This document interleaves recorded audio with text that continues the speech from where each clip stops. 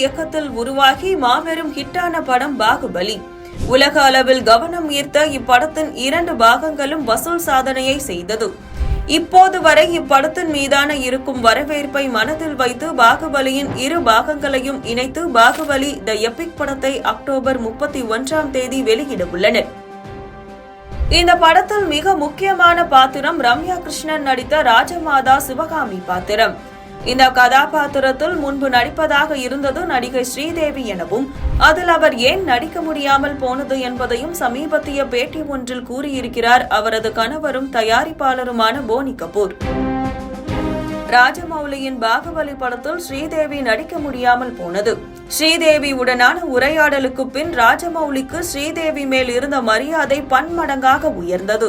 ஏனென்றால் ராஜமௌலியிடம் அந்த கதாபாத்திரத்திற்கு பல்வேறு யோசனைகளை ஸ்ரீதேவி கூறியிருந்தார்.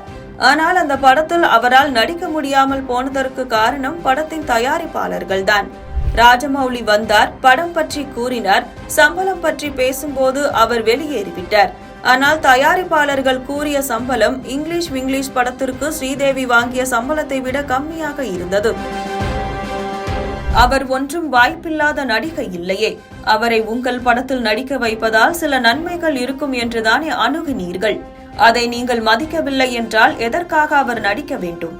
ஆனால் இதையெல்லாம் தயாரிப்பாளர்கள் ராஜமௌலியிடம் கூறியிருக்க மாட்டார்கள்.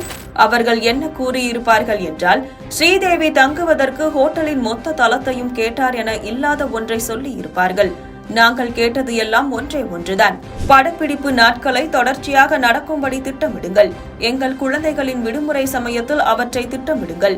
எனவே அவர்களும் எங்களோடு இருக்க முடியும் என்றோம். இங்கிலீஷ் படப்பிடிப்பின் போது நியூயார்க்கில் எங்கள் குழந்தைகளுடன் தங்கினோம். அவர்களுக்கான ஹோட்டல் பில்லை நான் தான் கொடுத்தேன். ஆனால் இந்த தயாரிப்பாளர்கள் ராஜமௌலிக்கு தவறான தகவல்களை தெரிவித்திருக்கிறார்கள். இதை நான் நேரடியாக அந்த தயாரிப்பாளரிடம் கூட சொல்வேன். ஒரு பேட்டியில் ராஜமௌலி கூட ஸ்ரீதேவி தங்குவதற்கு ஹோட்டலின் மொத்த தளத்தையும் கேட்டார் என கூறியிருந்தார். ஸ்ரீதேவி தொழில்முறை கலைஞராக இல்லை என்றால் தெலுங்கில் எப்படி அத்தனை படங்கள் செய்திருக்க முடியும்? அவரது அணுகுமுறை குறித்து இப்போதும் பலரும் புகழ்ந்து பேசுவார்கள். ஸ்ரீதேவியுடன் நிறைய படங்களில் பணியாற்றிய இயக்குனர் ராகவேந்திர ராவின் உறவினர்தான் அந்த தயாரிப்பாளர் ஷோபு. ராகவேந்திர ராவிடம் சென்று நாங்கள் மிகப்பெரிய தொகை தருவதாக சொல்லியும் ஸ்ரீதேவி நடிக்கவில்லை என சொல்லி இருக்கிறார். மறுபடியும் பொய். இந்த படத்தில் ஸ்ரீதேவி நடிக்கவில்லை என்பதில் எனக்கு வருத்தம் இல்லை.